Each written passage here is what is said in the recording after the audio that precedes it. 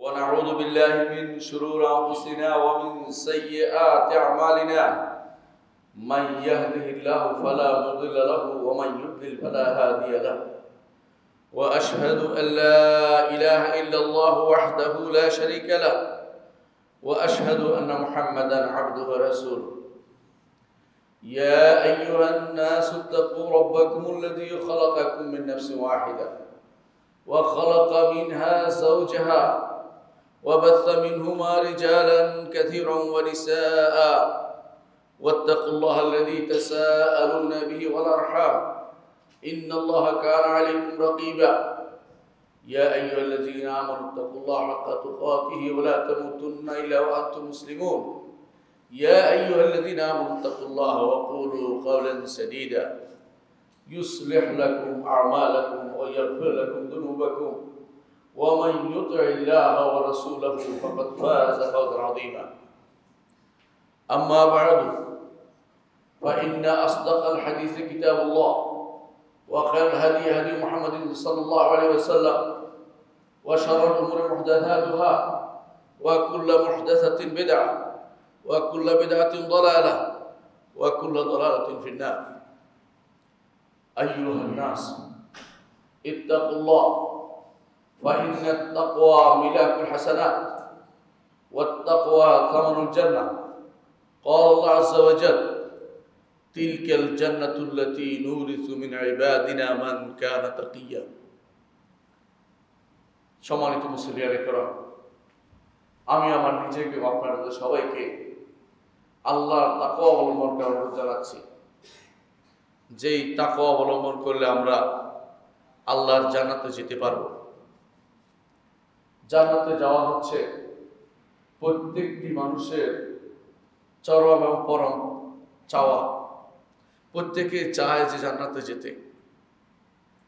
জান্নাতে যাওয়াই আমার উদ্দেশ্য হওয়া উচিত।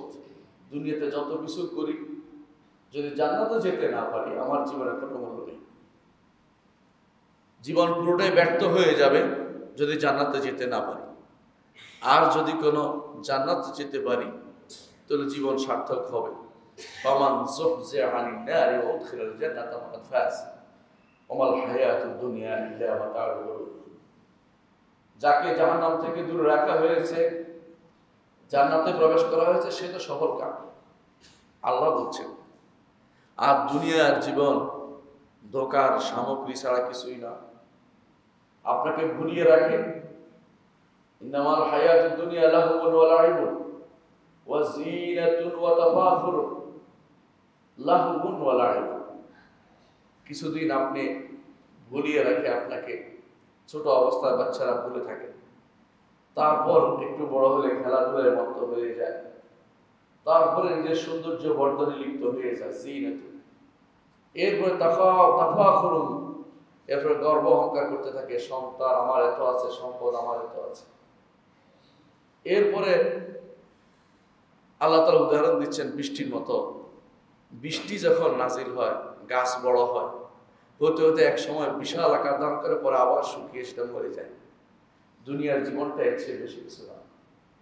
নিজের দিকে তাকান, ছোট ছিলেন, এরপরে যখন ভুলে রাখতো বাবা মা, এরপরে যখন একটু বড় হয়েছেন খেলাধুলায় মত্ত হয়েছেন, এরপর একটু যখন বড় হয়েছেন তখন নিজের সৌন্দর্য বর্ধনের দিকে তাকাইছেন। কোন কাপড়টা সুন্দর, কোনটা দেখতে সুন্দর, আধুনিক যে সমস্ত মিডিয়া বের হয়েছে এগুলি কোনটা কিনতে হবে, প্রয়োজনে বাবা মার উপর চাপ সৃষ্টি করেছেন হুন্ডা কিনতে হবে, এটা কিনতে হবে, ওইটা কিনতে হবে, যিনাতুন। এরপরে যখন বিয়ে শাদী করেছেন তাফাখুরুন বাইনাহুম ফিল আমওয়াল ওয়াল আওলাদ, সন্তান এবং সম্পদ নিয়ে অহংকার রাখেন। আমার সন্তান এই হয়েছে, আমার সম্পদ এত আছে, এরপরে আর কিছু নাই, আবার পিছনের দিকে চলে গেছে। সুম্মা রাদাদনাহু আসফালা সাফিলিন, আবার নিচের দিকে চলে যায়। দুনিয়ার জীবনটা আসলে ধোঁকার সামগ্রী, ধোঁকা দিচ্ছে আপনাকে। এই দুনিয়ার পুরো জীবনটাতে যদি আপনি আল্লাহর জন্য কাজ করে যেতে পারেন তাহলে আপনি সফল হতে পারবেন। এই সফলতার মূল চাবিকাঠি হচ্ছে তাকওয়া। তাকওয়া ছাড়া আপনি সফল হতে পারবেন না।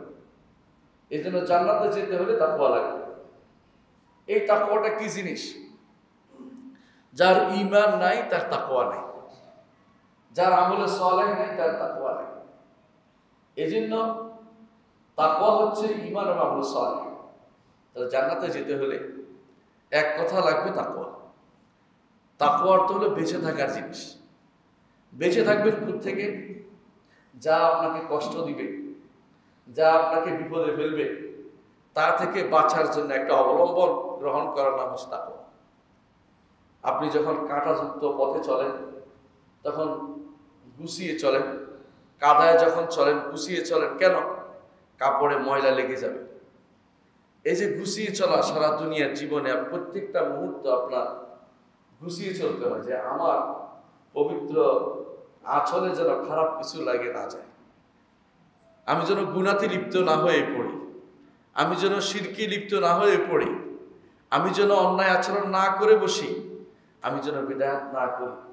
আমার পুরো জীবন যেন এরকম হয় যে আমি আমার রবের জন্য সময়টা কাটিয়ে দিতে পারি, জীবনটা কোনো রকমের কষ্ট করে ইবাদতের মাধ্যমে কাটাতে পারি, ঈমান এবং আমল সালেহ কাটিয়ে দিতে পারি। আপনি সফল, আপনি সফল। আল্লাহ তাআলা আপনাকে সফল ঘোষণা করেছেন, ফাকাত ফাযা, সেই ব্যক্তি সফল হয়ে গেছে যাকে জাহান্নাম থেকে দূরে রেখে জান্নাতে প্রবেশ করানো হয়েছে। আর এই জন্য এই তাকওয়া বেঁচে থাকার জিনিসটার মধ্যে অর্থ হচ্ছে আপনাকে শিরিক থেকে বাঁচতে হবে, আপনাকে কবিরা গুনাহ থেকে বাঁচতে হবে, আপনাকে হারাম থেকে বাঁচতে হবে, আপনাকে বেদাত থেকে বাঁচতে হবে, আপনাকে যাবতীয় গুনাহ থেকে বাঁচতে হবে। এই সমস্ত কিছু থেকে বেঁচে থাকার জন্য যে জিনিসটা দরকার তা হচ্ছে আল্লাহ সচেতনতা দরকার।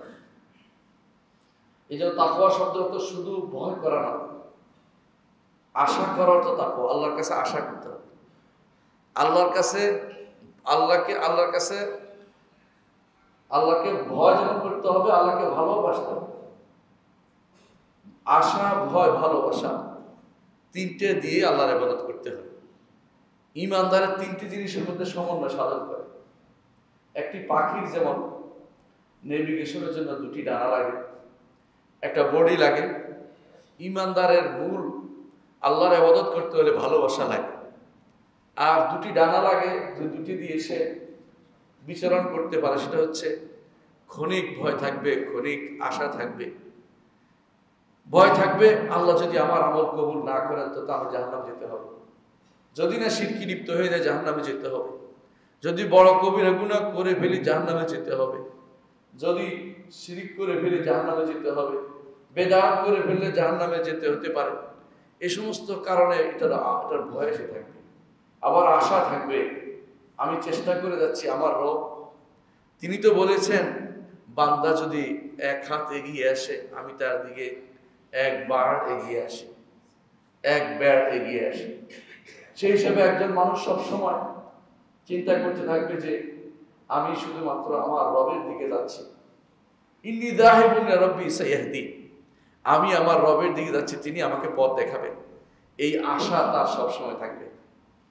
আশা এবং ভয় এই দুইটা যেমন থাকবে, ভালোবাসাও তেমনি থাকবে। এই তিনটার সমন্বয়ে যে ইবাদত হবে এটা হচ্ছে তাকওয়াপূর্ণ ইবাদত। এই তাকওয়াটা ঈমানদারের বড় আরাধ্য জিনিস।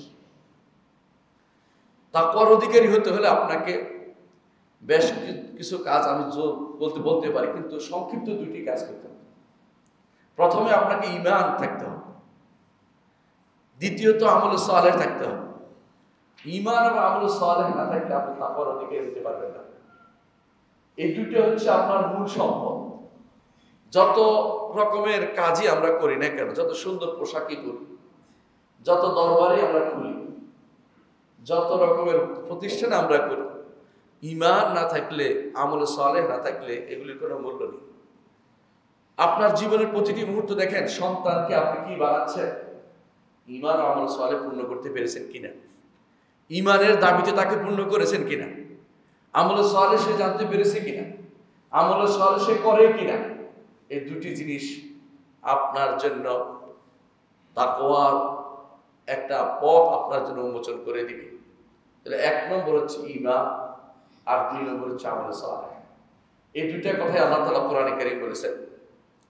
ইন্নাল্লাযীনা আমানু ওয়া আমিলুস সালিহাতি কানাত লাহুম জান্নাতুল ফিরদাউসি নুজুলা।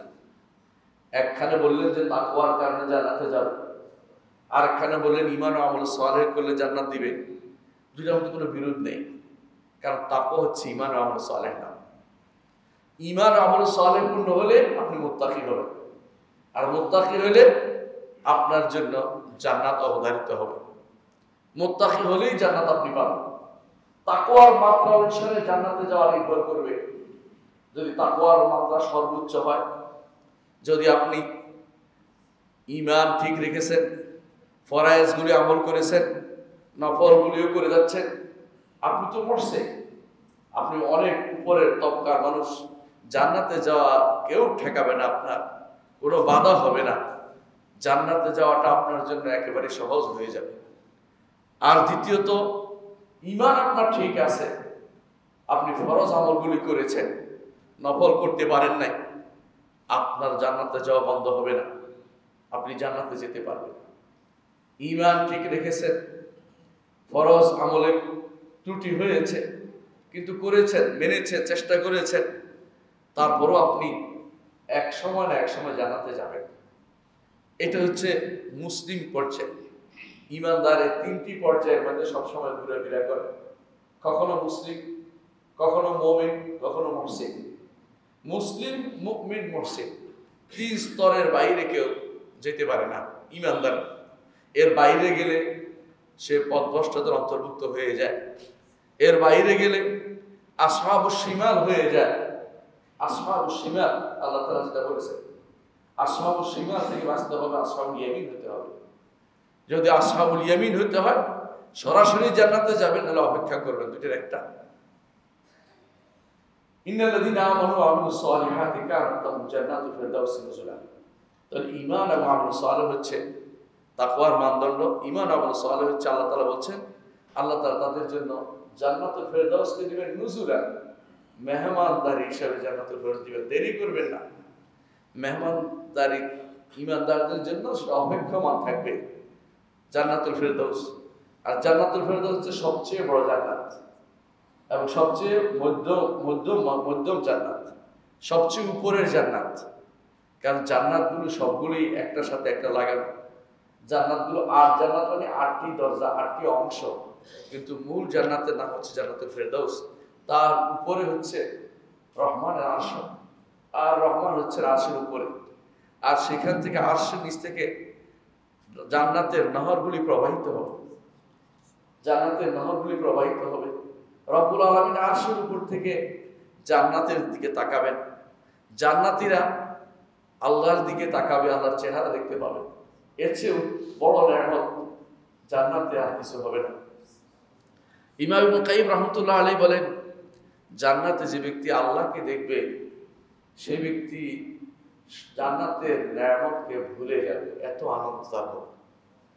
তাহলে জান্নাতে যেতে হলে, জান্নাতুল ফিরদাউসে যদি যেতে হলে, আমাদেরকে ঈমান এবং আমল সালেহ দুইটাকে ঠিক রাখতে হবে। ঈমান যদি না থাকে, শত আমল সালেহ করে কোনো লাভ নেই। ঈমানটা বড় জিনিস, ঈমানটা বড় জিনিস। এই ঈমান কি?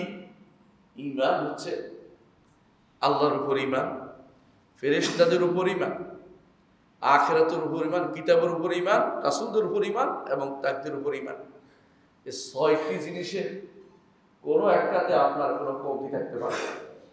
একটা যদি বাদ পড়ে যায়, তাকদীরের মাসলাটা শুধু ভুল করেছেন, ধরেন আপনি কিন্তু ঈমান ধরতে পারেন নাই, জান্নাতে যাওয়ার কোনো আশা নেই। একজন মানুষ আল্লাহর উপর ঈমানের ক্ষেত্রে ভুল করেছে, জান্নাতে যাওয়ার কোনো আশা নেই, কোনো আশা নেই। ঈমান কি বুঝতে ভুল করেছে, ঈমান বুঝেনি, এমনি এমনি নামাজ পড়েছে, লাভ হবে না। ঈমান জানতে হবে আপনাকে, ঈমান কাকে বলে জানতে হবে। শুধু শুধু নামাজ পড়লে হয় না।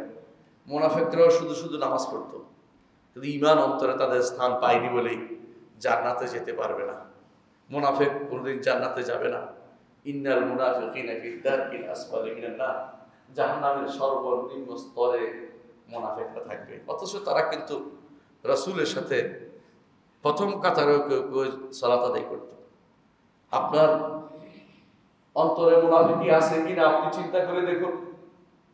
অন্তরে মুনাফিকের বেশি বিষয়টি সাহাবায়ে কেরাম এতই ভয় করতেন। ওমর রাদিয়াল্লাহু আনহু হুযায়ফা ইবনে ইয়ামান রাদিয়াল্লাহু আনহুকে জিজ্ঞাসা করেছেন, হুযায়ফা, আমাকে বলো রাসূলুল্লাহ সাল্লাল্লাহু আলাইহি ওয়াসাল্লাম যাদের কথা ঘোষণা করেছেন যে এরা মুনাফিক, তাদের ভিতরে কোনো আমার নাম আছে কিনা? হুযায়ফা ইবনে ইয়ামান রাদিয়াল্লাহু আনহু বললেন যে আপনার নাম নেই, এই আপনাকেই বলছি, আর কারোর কাছে আমি বলবো না কোনো কথা। যেখানে ওমর রাদিয়াল্লাহু ভয় করেছেন সেখানে আমরা নির্ভয় হয়ে যাই কি করি? ইমানদার নির্ভয় হতে পারে না, তার ভয় থাকবে সারাক্ষণ। কখন আমার ইমানটা চলে যায়, কখন আমি দুনিয়াদার হয়ে যাচ্ছি, এমন ভাবে নেফাকি ইবাদত করতেছি, নেফাকি ঈমান আছে, এরকম যেন না হয়ে যায়। আপনার ঈমান হতে হবে মজবুত, হতে হবে আবু বকর রাদিয়াল্লাহু ঈমানের মতো, অন্তত না পারলে সাহাবায়ে কেরামের কারো একজন ঈমানের মতো অন্তত হোক। সাহাবায়ে কেরামকে আপনার ঈমানের জন্য সামনে রাখুন। আপনার ঈমান কেমন হবে, যে কোনো একজন সাহাবীকে সামনে নিয়ে দেবেন। এই সাহাবীর ঈমান কেমন ছিল? বেলাল ইবনে রাবাহ রাদিয়াল্লাহু আনহু, তার ঈমানের দিকে একটু তাকান। পর্বত সম ঈমানদার ছিলেন, মরুভূমির বালুতে টানা হয়েছে, তিনি বলতেন আহাদ আহাদ, একমাত্র আল্লাহর ইবাদত করব, কারো ইবাদত করব না, কারো কথা কারো ইবাদত করব না, কারো কাছে মাথা নত করব না, কারোর জন্য কোনো কিছু প্রণিপাত করব না, একমাত্র আল্লাহর জন্য ইবাদত করব। দুনিয়ার কিছুই চাননি, তারা জান্নাত চেয়েছেন, দুনিয়ার কিছুই চাননি। আপনারা জানেন বেলাল ইবনে রাবাহ রাদিয়াল্লাহু আনহু কত কাছের মানুষ ছিলেন রাসূলুল্লাহ সাল্লাল্লাহু আলাইহি ওয়াসাল্লাম। খাবার লুকিয়ে রাখতেন দুই একটা রাসূলের খাবার জন্য। 2-3 মাস রাসূলের আগুন জ্বলতো না চুলাতে, রাসূলুল্লাহ সাল্লাল্লাহু আলাইহি ওয়াসাল্লামের জন্য বেলাল চা পেতে রেখে দিতেন রাসূলকে খাওয়াবেন বলে। দুনিয়া চাননি, আর আমরা দুনিয়ার জন্য ব্যস্ত হয়ে পড়েছি। আমাদের এখন প্রত্যেকে এই মুহূর্তে দেখতে পাচ্ছি সারা বাংলাদেশে একটা দুনিয়া প্রতিযোগিতায় লিপ্ত হয়ে গেছে। কে কিভাবে কোন জায়গা দখল করবে, কে কিভাবে কোন জায়গা থেকে ক্ষমতায় আসবে, এই চিন্তায় সবাই বিভোর আছে। এই ক্ষমতা কিন্তু চিরস্থায়ী নয়। অনেকেও আগেও ক্ষমতা এসেছে, আবার গেছে, আবার সবচেয়ে নিকৃষ্ট অবস্থাতে অনেকে বিদায় হয়েছে। কিন্তু আপনি যদি কোনো ঈমান ও আমল সালেহ নিয়ে যেতে পারেন, এমন এক রাজত্ব আপনি করবেন, যে রাজত্ব আপনার, যে রাজত্বে কোনো আপনার বিরুদ্ধে কেউ দাঁড়াবে না। পুরো পৃথিবী আপনার হবে, পৃথিবীর মতো 10টা হবে আপনার, পৃথিবীর মতো 10টা পৃথিবী হবে আপনার। আপনার ইউহাল্লাউনা ফিহা, আপনাকে স্বর্ণ দিয়ে রৌপ্য দিয়ে মুড়িয়ে দেওয়া হবে, এত স্বর্ণ রৌপ্য দিয়ে সৌন্দর্যমণ্ডিত করে দেওয়া হবে। আপনি চিন্তা করতে পারেন নাই, দুনিয়ার জীবনে কিছু স্বর্ণ কেনার জন্য কত দুই নম্বরই করেছি আমরা, কিন্তু আখিরাতে এগুলি এমনি পেয়ে যাবে। আপনার রাজত্বের ব্যাপারে কেউ কোনোদিন আপনার সাথে কোনো বিরোধ করতে আসবে না। আখিরাতটাকে যদি কোনো প্রাধান্য দিতে পারি, তাহলে জান্নাত পাবো। বাল তুসিরুনাল হায়াতাদ দুনিয়া ওয়াল আখিরাতু খায়রুন ওয়া আবকা। দুনিয়ার জীবনকে তোমরা প্রাধান্য দিচ্ছ, আখিরাত তো খায়র, কল্যাণের, আবকা এবং চিরস্থায়ী, কোনোদিন নিঃশেষ হবে। এই রাজত্ব কোনোদিন যাবে না। একবার রাজা হয়ে দেখেন, আখিরাতে কোনোদিন যাবে না। রাজা হতে বেশি সময় লাগবে না, শুধু ঈমান ও আমল সালেহ নিয়ে পড়তে হবে, এরপরেই আপনি রাজা। কবরে গেলেই আপনার রাজত্ব শুরু হয়ে যাবে। আপনার জন্য জান্নাত থেকে সুগন্ধির ব্যবস্থা করে দেওয়া হবে, জান্নাত থেকে আপনার জন্য কাপড়ের ব্যবস্থা করে দেওয়া হবে, জান্নাত থেকে সুগন্ধির ব্যবস্থা করে দেওয়া হবে, জান্নাত থেকে জান্নাতের অবস্থা, আলো বাতাস আপনার কাছে আসতে থাকবে। আপনি মরার পর থেকেই শুরু হয়ে যাবে আপনার সেই জীবন। ওই জীবনে যেতে হলে ঈমান ও আমল সালেহকে আপনার অবশ্যই ঠিক রাখতে হবে। এই মৃত্যু পর্যন্ত ঈমান আমল সালেহ ঠিক রাখতে হবে। আর মৃত্যু, ওয়াবুদ রাব্বাকা হাত্তা ইয়াতিয়াকাল ইয়াকিন, মৃত্যু না আসা পর্যন্ত আপনার রবের ইবাদত করে যেতে হবে। এ ব্যাপারে কোনো খান্তি দেওয়া যাবে না। কিছুদিন তো করেছি, কিছুদিন কিছু করি, তা নয়। সব সময় আপনাকে আল্লাহর ইবাদতের মধ্যে পুরো সময়টা কাটাতে হবে। এই জন্য রাসূলুল্লাহ সাল্লাল্লাহু আলাইহি ওয়াসাল্লাম যুবকদেরকেও প্রশংসা করেছেন। যুবকদেরকে বলেছেন শাবুন নাশা ফি ইবাদাতিল্লাহ, যে যুবক আল্লাহর ইবাদতে বড় হয়েছে সেই যুবককে আরশের নিচে ছায়া দিবে। আরশের নিচে যে ব্যক্তি ছায়া পাবে, বাকি আর কিছু বলার লাগবে না, বাকিটা একদম সহজ। আরশের নিচে ছায়া যদি আপনি পেতে পারেন, বাকিটা একদম সহজ, কারণ সেখান থেকে আর কোনো কষ্টের জায়গা আপনি আর পাচ্ছেন। আরশের নিচে শুধু জান্নাতীরাই শুধুমাত্র ছায়া পাবে, কোনো কাফেরের ছায়া সেখানে হবে না, কোনো বড় ধরনের পাপিষ্ঠের ছায়া সেখানে পাবে না। আরশের নিচে ছায়া পাওয়ার জন্য আপনাকে এই ঈমান ও আমল সালেহ নিয়ে আসতে হবে হাশরের মাঠে, তাকওয়া নিয়ে আসতে হবে হাশরের মাঠে।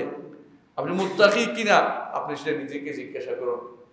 যে তাকওয়ার কথা আমরা প্রতিটা খুতবাতে বলি, প্রতিটি খুতবাতে আমরা এই কথাটা বলি। খুতবার এটা বলো খুতবাতুল হাজা, এটার মধ্যে কেন তাকওয়ার কথা বারবার বলা হয়? আর আমরা শর্তও করেছেন যে যেন জুমার খুতবাতে তাকওয়ার কথা থাকে। কেন? কারণ এই তাকওয়া থাকলে সবই আছে, তাকওয়া নাই কিছুই নেই। ইন্না আকরামাকুম ইনদাল্লাহি আতকাকুম, আল্লাহ বলছেন তোমাদের মধ্যে সবচেয়ে সম্মানিত হচ্ছে ওই ব্যক্তি যে ব্যক্তি তাকওয়ার অধিকারী হবে। এই তাকওয়া কোনো দেখানোর জিনিস নয়, তাকওয়া হচ্ছে এমন জিনিস যা গোপন করার জিনিস। রাতের বেলা কি করছেন কেউ জানে না, রাতের বেলা কি করছেন কেউ জানে না। আপনার মাঝে এবং আল্লাহর মাঝে সির, যে গোপন ভেদ কেউ জানতে পারবে না, এটা হচ্ছে তাকওয়া। আপনি কি করেছেন কেউ জানতে পারে নাই, এটা হচ্ছে তাকওয়া। আপনি এমন ইবাদত করেছেন কেউ জানতে পারেনি, রাসূলুল্লাহ সাল্লাল্লাহু আলাইহি ওয়াসাল্লাম সেটা উদাহরণ দিয়েছেন। ডান হাতে কি দিয়েছে বাম হাত জানতে পারেনি, ডান হাতে কি দিয়েছে বাম হাত জানতে পারেনি। আপনি কি চিন্তা করে দেখেছেন এমন কিছু কি হতে পারে ডান হাত দিলে বাম হাত জানতে পারেনি? অর্থ কি? কাউকে দেখাতে চাননি, নিজেও এর প্রতি গুরুত্ব দেননি, দিয়েছি আল্লাহ জানছে। এটা করেন, কিছু কাজ রেখে দেন, হাসরের দিন সেদিন আপনি খুশি হবেন। আপনার আমলনামায় বিশাল কিছু দেখে আমার রব্বুল আলামিন কোনো কিছু নষ্ট করেন নাই, কোনো কিছু তার কাছে নষ্ট হয় না। আপনি দেখবেন যে সবই আছে, কেউ জানতে পারেনি, আমার রব্বুল আলামিন তো জেনেছেন। মা ইনদাকুম ইয়ানফাদু ওয়া মা ইনদাল্লাহি বাক, তোমাদের কাছে যা থাকবে তা শেষ হয়ে যাবে, নিঃশেষ হয়ে যাবে। যা আল্লাহর কাছে আছে সেটা কোনোদিন নিঃশেষ হবে না। এটা দরকার ঈমানের। একজন মানুষ এখন কি করে, একটা যদি একটা কাউকে টিস্যু দেয় সেটাও ছবি তুলে রাখতেছে, হজ করতে যাচ্ছে উমরা করতে ছবি তুলে রাখতেছে। আবার কেউ ঘোষণা দিয়ে যাচ্ছে মাকে নিয়ে হজে গেলাম, মাকে নিয়ে উমরায় গেলাম, মনে না বললে তার ভাত হজম হচ্ছে। কেন বলতে যাচ্ছেন, কাকে জানাচ্ছেন? আপনার রব্বুল আলামিন কি জানেন না? আলা ইয়ালামু মান খালাকা ওয়া হুয়াল লাতীফুল খাবীর, যিনি সূক্ষ্মদর্শী, যিনি আপনাকে সৃষ্টি করেছেন, তিনি কি জানবেন না আপনি কি করেছেন? আপনি কি করেছেন ভালো করে জানেন। হুয়া আ'লামু বিকুম ইয আনতুম আজিল্লাতুন ফি বুতুনি উম্মাহাতিকুম, তিনি তোমাদেরকে ভালো করে জানেন যখন তোমরা ছিলে তোমাদের মায়ের পেটে ভ্রূণ হিসেবে ছিলে। মায়ের পেটে ভ্রূণ হিসেবে থাকা অবস্থায় তিনি তোমাদের জানেন, এবং দুনিয়ার বুকে যখন আসছি তখনও তিনি জানেন। কি কাজ করেছি পুরো হিসাব তার কাছে আছে। আহসাহুল্লাহ ওয়া নাসু, আল্লাহ সব গণনা করে রাখছেন, তারা ভুলে গেছে। আল্লাহ বলছে আহসাহুল্লাহ ওয়া নাসু, তারা ভুলে গেছে। আল্লাহ তাআলা ওয়া মা কানা রাব্বুকা নাসিয়া, আমার রব কোনোদিন ভুলেন না, সব কিছু সংরক্ষিত আছে, সব তিনি জানেন কি করেছেন।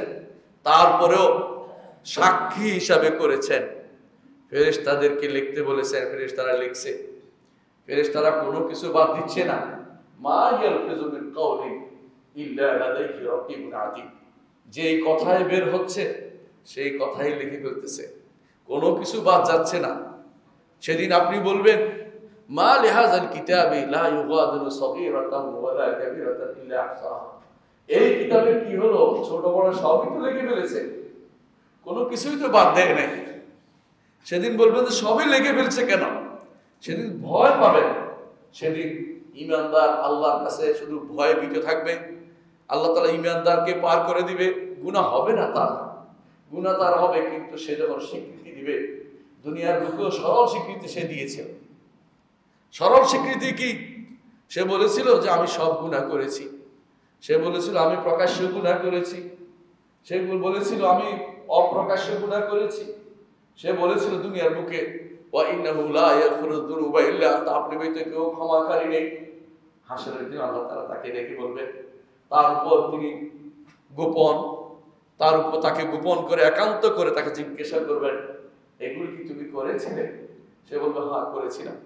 আল্লাহ তাআলা বলবেন সাতারতুহা লাকা ফিদ দুনিয়া ওয়া আনা আস্তুরুহা আল-আন, দুনিয়ার বুকে এগুলি গোপন রেখেছিলাম, আজকেও তোমাকে গোপন করে পার করে দিলাম। আল্লাহু আকবার।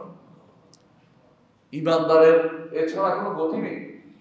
ঈমানদার চাইবে যে কোনো অবস্থায় সে যেন পার পাওয়ার চিন্তা করবে। আল্লাহ তো সব জানে, সব দেখছেন, তার ক্ষমতার বাইরে আমরা কেউ যেতে পারবো না। সুতরাং সবসময় চিন্তা করবে যে আল্লাহ যেন আমাকে পার করে দেয়, আল্লাহ যেন আমাকে পার করে দেয়, গোপন করে দেয়। তিনি সিদ্দিক, তিনি সবকিছু গোপন করেন, তিনি গোপন করে যেন আমাকে পার করে দেন, এই চিন্তা তার সবসময় মাথায় থাকবে। সেটা করলে আপনি সেদিন ঈমানদার শুধুমাত্র এই জন্য পার পেতে পারবে।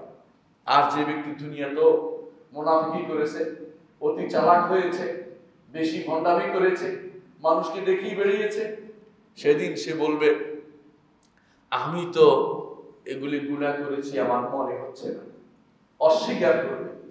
আল্লাহ তাআলা তখন আমল নামা তার হাতে দিবে, আমল নামা পড়ে বলবে এগুলি তো আপনার ফেরেশতা লিখেছে, আমি তো দেখিনি, আপনার ফেরেশতা কি লিখেছে আমি তো বলবো না, আমি তো জানি না এগুলো। তখন আল্লাহ তাআলা বলবেন, মুখ বন্ধ করে দিবেন যে তোমার হাত পা চামড়া সাক্ষ্য দিবে।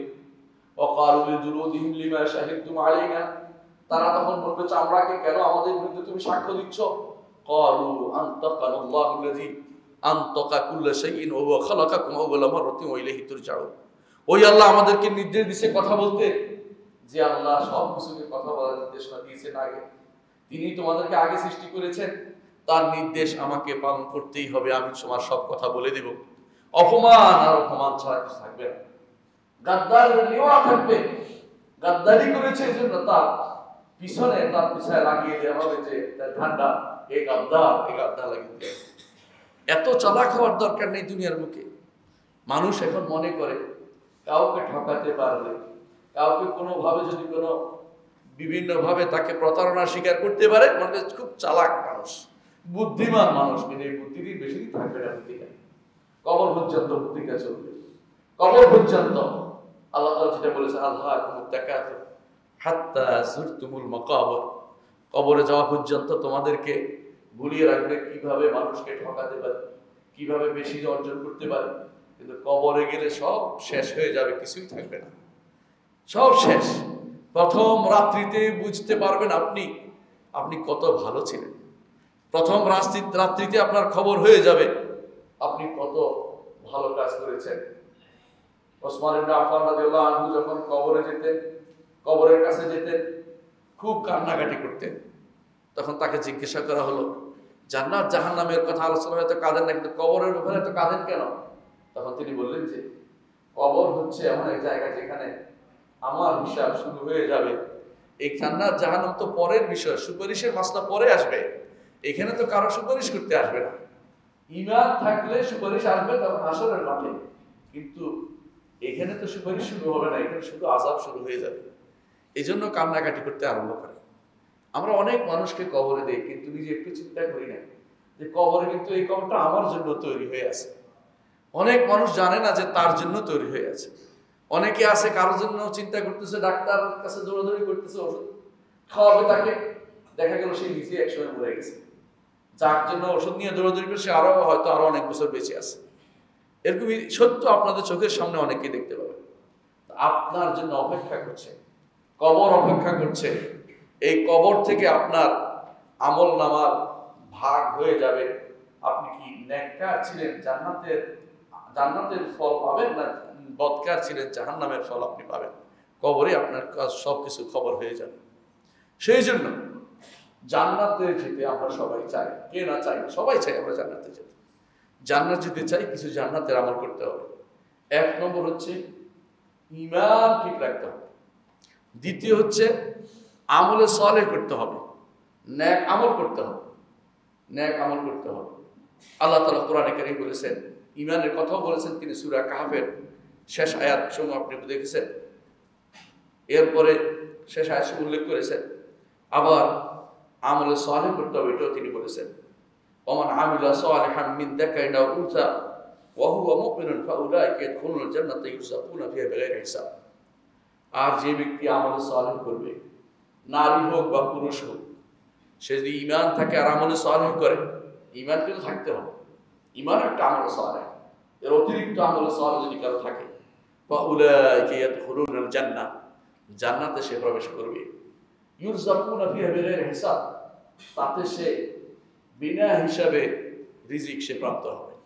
জান্নাতে যেতে হলে ঈমান লাগবে, আমলে সালেহ লাগবে। ঈমান শিখতে হবে, আমলে সালেহ শিখতে হবে। আমলে সালেহ কোনটাই না, আপনি একটা জিনিস মনে করে নিলেই আমলে সালেহ হয়ে যাবে। আমাদের দেশে অনেকেই মনে করে যে অমুকের অনুসরণ করে একটা কিছু করলেই আমলে সালেহ হয়ে যায়। অনেকেই দেখবেন মিলাদ পড়াকে আমলে সালেহ বানিয়ে ফেলেছে, অনেকেই সবরাত পালনকে আমলে সালেহ বানিয়ে ফেলেছে, অনেকেই অমুক রাতকে পালন করাকে আমলে সালেহ বানিয়েছে, অমুকে দেখবেন যে বিভিন্ন রকমের বেদাতি ইবাদতকে আমলে সালেহ বানিয়েছে। না, আমলে সালেহের জন্য শর্ত হচ্ছে অবশ্যই মুহাম্মদুর রাসূলুল্লাহ সাল্লাল্লাহু আলাইহি ওয়াসাল্লাম সেটা করতে হবে। তিনি যেটা দেখাননি সেটা করা যাবে না, তিনি যেটা বলেননি সেটা বলা যাবে না, তিনি যেটা আমাদেরকে নির্দেশনা দেননি সেটা করা যাবে না, সেটা কিয়ামত পর্যন্ত আমলে সালেহ হবে না। আমলে সালেহ আরেকটা চেনার উপায় হচ্ছে সাহাবায়ে কেরাম করেছেন, যে ইবাদত সাহাবায়ে কেরাম করেননি সে ইবাদতের দরকার নাই, কিয়ামত পর্যন্ত সে ইবাদতের কোনো কাজে লাগবে না আমাদের। কারণ যে ইবাদত করা দরকার, যে ইবাদত করে জান্নাতে চলে গেছে, তারা সাহাবায়ে কেরাম রাদিয়াল্লাহু আলাইহিম আজমাইন, তারা এই ইবাদত করে জান্নাতের সুসংবাদ পেয়েছেন। আমার অতিরিক্ত ইবাদতের কি দরকার? সে ইবাদত করে জান্নাতে আমি যেতে পারবো। সে ইবাদতটাকে আমি সবসময় মাথায় রাখবো যে আমাকে জান্নাতে যেতে হলে সাহাবায়ে কেরামের পদাঙ্ক অনুসরণ করতে হবে। তারা যে পথে জান্নাতে গেছে আমাকে সেই পথে জান্নাতে যেতে হবে। যে কোনো আমল কেউ বলে এটা করেন, আপনি জিজ্ঞাসা করবেন এটা কি কোরআনের কথা, এটা কি হাদিসের কথা, এটা কি কোনো সাহাবীর আমল ছিল? না, বলবেন যে এটা আমার থেকে দূরে সরিয়ে নাও, এটা আমি করতে যাব না, এটা কোনোদিন আমলে সালেহ হতে পারে না। এই জন্য আমলে সালেহ লাগবে। দুটি কাজ জান্নাতে যেতে হলে, ঈমান এবং আমলে সালেহ।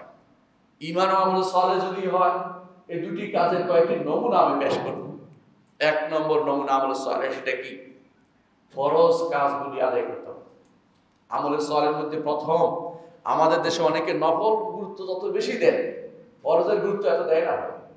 আশ্চর্য হয়ে যায় অনেক সময়, ইমাম ফরজ সালাতের শুরু করে দিয়েছে, ফরজ সালাত, মুসল্লি এসে তখন সুন্নতে নিয়ে বাঁধতেছে।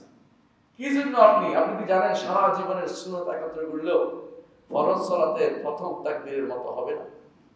প্রথম তাকবীরের অংশটুকু আপনি পাইলেন না কেন? আপনি এই সুন্নতে চিন্তা করছেন। আপনি সুন্নত পড়ার সময় যখন আসে তখন পড়লে আপনি নিঃসন্দেহে ভালো কিছু পাবেন। রাসূলুল্লাহ সাল্লাল্লাহু আলাইহি ওয়াসাল্লাম তাকবীরাতুল উলার সুসংবাদ দিয়েছেন, তেমনি ভাবে সুন্নতের, ফজরের সুন্নতের সুসংবাদও তিনি দিয়েছেন। কিন্তু তাই বলে ফজরের ফরজ সালাত বাদ দিয়ে সুন্নত পড়তে তিনি বলেন নাই। ওটাকে আমাদের জানা থাকতে হবে। ফরজ সালাত তিনি বলেছেন, রাসূল বলেছেন, ইজা উকিমাতিস সালাহ ফালা সালাতা ইল্লাল মাকতুবা, যখন সালাতের ফরজ সালাতের একামত হয়ে যাবে তখন ফরজ সালাত ব্যতীত আর কোনো সালাত নাই। এর অর্থ আর কোনো নিয়ত বাঁধার সুযোগ নাই। কেউ যদি কোনো সালাতে থাকে শেষ করবেন শেষের দিকে থাকলে, আর যদি মনে করেন যে তাকবীরগুলো ছুটে যাবে তাহলে শেষ ছেড়ে দিয়ে নামাজে ঢুকে যাবেন, ফরজ সালাতে ঢুকে যাবেন। এটা হচ্ছে ঈমানদারের কাজ। আপনি রসুলের কথা মোতাবেক তিনি চলেন, নির্দেশনা মোতাবেক তিনি চলেন। ঈমান আমলে সালেহ হতে হলে এক নম্বর কাজ আমলে সালেহ হচ্ছে ফরজ সালাতগুলি যথাযথভাবে আদায় করা। রাসূলুল্লাহ সাল্লাল্লাহু আলাইহি ওয়াসাল্লামের কাছে এক বেদুইন এসে বললেন, ইয়া রাসূলুল্লাহ, আমাদের কাছে আপনার দূত এসেছে, তিনি বলেছেন আমাদেরকে 5 ওয়াক্ত সালাত আদায় করতে হবে। রাসূলুল্লাহ সাল্লাল্লাহু আলাইহি ওয়াসাল্লাম বললেন, হ্যাঁ 5 ওয়াক্ত সালাত আদায় করতে হবে। তিনি বললেন যে, এই বেদুইন বললেন যে আমি এর থেকে একটু বাড়াবো না, একটু কমাবো না। রাসূলুল্লাহ সাল্লাল্লাহু আলাইহি ওয়াসাল্লাম কিছু বলেননি। এরপরে যখন লোকটি আবার বলল, ইয়া রাসূলুল্লাহ, আমার কাছে আপনার দূত এসে বলেছে আমাদেরকে রমাদান মাসের সিয়াম ফরজ আদায় করতে হবে। রাসূলুল্লাহ সাল্লাল্লাহু আলাইহি ওয়াসাল্লাম বললেন, হ্যাঁ। লোকটি বলল যে আমি একটু বাড়াবো না, একটু কমাবো না, সেটা যথাযথভাবে আদায় করবো। এভাবে তিনি সমস্ত ফরজের ব্যাপারে কথা বলছে আমি একটু বাড়াবো না, একটু কমাবো না। রাসূলুল্লাহ সাল্লাল্লাহু আলাইহি ওয়াসাল্লামের কাছে কথা বলে তিনি চলে গেলেন। আর রাসূল বললেন, তুমি যদি এই লোকটি যদি সত্যবাদী হয়, এই লোকটি যদি সত্যবাদী হয় তাহলে জান্নাতে প্রবেশ করবে। তাহলে ফরজ কাজ ব্যতীত জান্নাতে প্রবেশ করার কোনো সুযোগ নেই। ফরজ বাদ দিয়ে নফল করবেন, সারা জীবন ফরজ পরিত্যাগ করেছেন আর লাইলাতুল বরাত পালন করবেন অথবা মেরাজ পালন করবেন, আপনি কি মনে করেছেন যে আপনি পার পেয়ে যাবেন? তা কিন্তু না, কখনো না। ফরজ আপনাকে পালন করতেই হবে। এই ফরজ হচ্ছে তাকলিফ। আল্লাহ তাআলা কোরআনে কারীমের নাম দিয়েছেন আমানা। আল্লাহ তাআলা বলছেন, ইন্না আরাদনা আমানাতা আলাস সামাওয়াতি ওয়াল আরদি ওয়াল জিবালি ফাআবাইনা আন ইয়াহমিলনাহা ওয়া আশফাকনা মিনহা ওয়া হামালাহাল ইনসান ইন্নাহু কানা যালুমান জাহুলা। মানুষ আমানত বহন করেছে কিন্তু জালেম জাহেল সেটাকে যথাযথ আদায় করে না। এই জন্য ফরজ সালাতগুলো আদায় করতেই হবে। রাসূলুল্লাহ সাল্লাল্লাহু আলাইহি ওয়াসাল্লাম বলেছেন, হাদিসে কুদসিতে আল্লাহ তাআলা বলেন, মান আদালি ওয়ালিয়ান ফাকাদ বারাজতু বিল হক। কেউ যদি কোনো আমার বন্ধুর সাথে শত্রুতা করে আমি তার সাথে যুদ্ধের ঘোষণা দিলাম। আল্লাহর যুদ্ধের ঘোষণা কারা পড়বে চিন্তা করে দেখুন।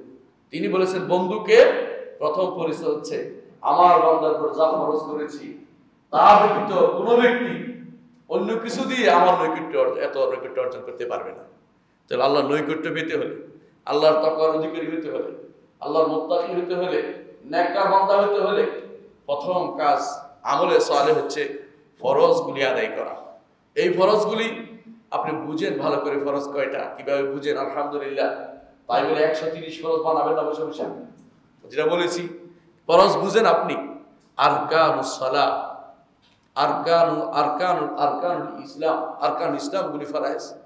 আরকান ইসলামগুলিতে কোনো সামান্যতম যেন বাদ না পড়ে যায়। পিতা মাতার প্রতি কর্তব্য, এটাও ফরজের অন্তর্ভুক্ত। সন্তানের প্রতি কর্তব্য, এটাও ফরজের অন্তর্ভুক্ত।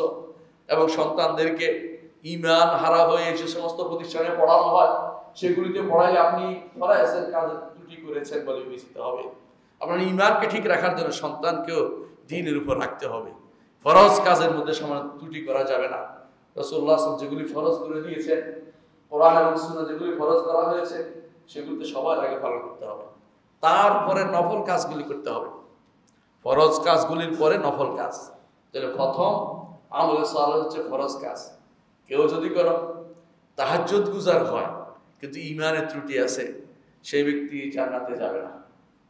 তাহাজ্জুদ গুজার কিন্তু মনে করে আল্লাহ ছাড়া কেউ গায়েব জানে, তার পীরে জানে, অথবা কোনো গজার মাছে জানে, অথবা তোতা পাখি জানে, অথবা বানরে জানে, অথবা পীরে জানে, সেই ব্যক্তি জাহান্নামে যাবে, জান্নাতে যেতে পারবে না। কারণ ঈমান তার নাই। গায়েবের মালিক একমাত্র রব্বুল আলামিন, তিনি ব্যতীত কেউ গায়েব জানে না। কেউ দাবি করলে সে তাগুত, এতে কোনো সন্দেহ নেই। এই জন্য প্রথম কাজ হবে ঈমানটাকে হেফাজত করা। ঈমানের সাথে সাথে ফরজটাকে ঠিক রাখতে হবে। ঈমান ঠিক করার পরে ফরজ। ঈমান নাই ফরজিয়ত আদায় করে কোনো ফরজিয়ত কাজ হবে না। ঈমান নাই ফরজ আদায় করে আপনার কাজে আসবে না। যদি ঈমান সাথে সাথে ফরজ আদায় করবেন, ফরজের সাথে সাথে এরপরে নফল আসবে। নফল আপনার ফরজের ত্রুটিগুলিকে পূর্ণ করে দিবে। মুহাম্মদ রাসূলুল্লাহ সাল্লাল্লাহু আলাইহি ওয়াসাল্লাম বলেছেন, কিয়ামতের দিন প্রথম আল্লাহর হকের ব্যাপারে জিজ্ঞাসা করা হবে সালাত সম্পর্কে। যখন সালাত সম্পর্কে জিজ্ঞাসা করা হবে, সালাতে কমতি হবে, তখন বলা হবে তার কি কোনো নফল সালাত আছে কিনা দেখো। সেগুলি নিয়ে এসে তখন পূর্ণ করা হবে। নফল সালাত না থাকলে কি দিয়ে পূর্ণ করবে? একটা ঘরের যদি ভিত্তি না থাকে, একটা ঘরের ভিত্তি না থাকে, সেই ঘরের উপরে ছাউনি দিতে পারবেন না। আর ভিত্তি হচ্ছে বুনিয়াল ইসলাম আলা খামস, 5টি জিনিস ইসলামের ভিত্তি রাখা হয়েছে। সেগুলি আপনার ফরজিয়তগুলি ঠিক আছে কিনা আপনি দেখেন। এজন্য প্রথম ফরজ, তারপরে নফল। এটা সবসময় মাথায় রাখতে হবে। ফরজ কাজ হচ্ছে কিনা আপনার, ফরজগুলি সবসময় খেয়াল রাখবেন যেন ছুটে না যায়। হারাম থেকে বাঁচার জন্য সবসময় সচেষ্ট থাকবেন। আল্লাহ তাআলা প্রত্যেকের রিজিক রেখেছেন, পাখির রিজিক রেখেছেন, একটা পিঁপড়ার রিজিক বানিয়েছেন। আপনার রিজিক হারামে যাবে কেন? আপনার রিজিক হারামে যাবে না আপনি জানেন না। একটা পাখি অন্ধ পাখিকেও আরেকটা অন্ধ পাখি খাওয়ায়, কান্নাকাটি করে অন্যরা খাইয়ে দিচ্ছে। এক পৃথিবী নয়, আল্লাহ তাআলার সৃষ্টির মধ্যে এমন কোনো সৃষ্টি নেই যার রিজিকের ব্যবস্থা তিনি করেন নাই। ওমা মিন দাব্বাতিন ফিল আরদি ইল্লা আলাল্লাহি রিজকুহা। জমিনের বুকে বিচরণকারী প্রত্যেকটি প্রাণীর জন্য আল্লাহ রিজিকের ব্যবস্থা করেছেন। আপনার রিজিক হারামে যাবে কেন? আপনি হারামের প্রতি কেন আগ্রহী হচ্ছেন? হারাম ছেড়ে দিন। হারাম যে জায়গায় আছে তা ছেড়ে দিন, আজই ছেড়ে দিন। সাথে সাথে তওবা করুন, একদিন দুদিন দেরি করবেন না। হারামের পিছনে সামান্যতম সময় দেওয়ার সুযোগ নাই। আমার জান্নাতে যেতে হবে, আমি এক মুহূর্ত থাকলে এটাই আমার আখিরাতের অকল্যাণ নিয়ে আসবে, জাহান্নামে যাওয়ার জন্য কারণ হয়ে যেতে পারে।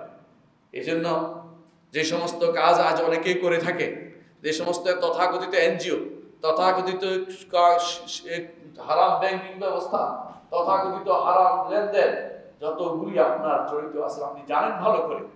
আপনি যতই আপনার মনকে প্রবোধ দেন না কেন, যতই বলেন না কেন এটাতে এই সুবিধা আছে, ততই আপনি ভালো করে মনকে জিজ্ঞাসা করুন। বালিল ইনসানু আলা নাফসিহি বাসীরা ওয়ালাউ আলকা মাআদিরা। আল্লাহ তাআলা বলছেন মানুষ নিজের নফসের উপর বাসীরা, ভালো করে জানে, যদিও সে ওজর পেশ করে। ওজর পেশ করে বুঝে কি আমার করার কিছু ছিল না। কেন তোমাকে করার কিছু ছিল না কেন বলছে? অনেক কিছু আছে করার জন্য। রাসূলুল্লাহ সাল্লাল্লাহু আলাইহি ওয়াসাল্লাম একটি জিনিস দিয়েছেন, এমনকি বলেছেন একটি জিনিস কি, একজন মানুষ বনে গিয়ে কাঠ কেটে এনে বিক্রি করতে পারে। রসুলের যুগে বন ছিল না, আরব দেশে বন নাই, তারপরেও কাঠ নিয়ে বাজারে নিয়ে বিক্রি করা, এইটাকেও তিনি উত্তম বলেছেন। তারপরেও তারা হারামের দিকে যান নাই, না খেয়েছিলেন, হারামের দিকে যান নাই। এ হচ্ছে সাহাবায়ে কেরাম রিদওয়ানুল্লাহি আলাইহিম আজমাইন। আপনার বাড়ি দরকার, গাড়ি দরকার, আপনার অনেক কিছু দরকার, হারামের দিকে আপনি হাত বাড়াচ্ছেন, আপনি কি বুঝেন না আপনি হারাম কাজ করছেন? আপনি কি আল্লাহর কাছে ফিরে যাবেন না? আল্লাহর কাছে ফিরে গেলে আপনি ভালো পাবেন কিভাবে আশা করতে পারেন? যে সন্তানের জন্য এত কিছু করেছেন, ওই সন্তান আপনার থেকে পালাবে। ইয়াউমা ইয়াফিরুল মার'উ মিন আখিহি ওয়া উম্মিহি ওয়া আবিহি ওয়া সাহিবাতিহি ওয়া বানিহি লিকুল্লি ইমরিইন মিনহুম ইয়াওমাইযিন শা'নুন ইউগনি। সন্তান পালাবে। আল্লাহ বলছেন আপনি অনেক দূর দূরে পাবেন সন্তানকে। হাসরের মাঠ ছোট জায়গা না, ছোট জায়গা বুঝছেন কিনা? পৃথিবীর মতো একটা নয়, আরো বিশাল মাঠ, যেই মাঠে কারো উপরে কোনো জুলুম হয় নাই, যেই মাঠে কোনো পাহাড় পর্বত নাই, যেই মাঠে কোনো আইন নেই, কারো কোনো চিহ্ন নাই, এই জমির প্রকৃত মালিক অমুক কিছু নাই, বিশাল এক ভূমি। এই ভূমিতে আপনাকে খুঁজতে আপনার বাবার অনেক কাঠখড় পোড়াইতে হয়েছে, ঘুরাইয়া আপনি আপনার সন্তানকে খুঁজে পাইছেন, অনেক কষ্ট করে খুঁজে পাইছেন, কয়েকশো হাজার মাইল হতে ঘুরছে, পাইয়া বলছেন বাবা তোমার কাছে আসছি, আজকে আমার নেকিতে একটু কমতি আসছে, ছেলে আপনার থেকে পালাবে, আমি জানি না আমার কি, আমি তোমাকে কিছু দিতে পারবো না।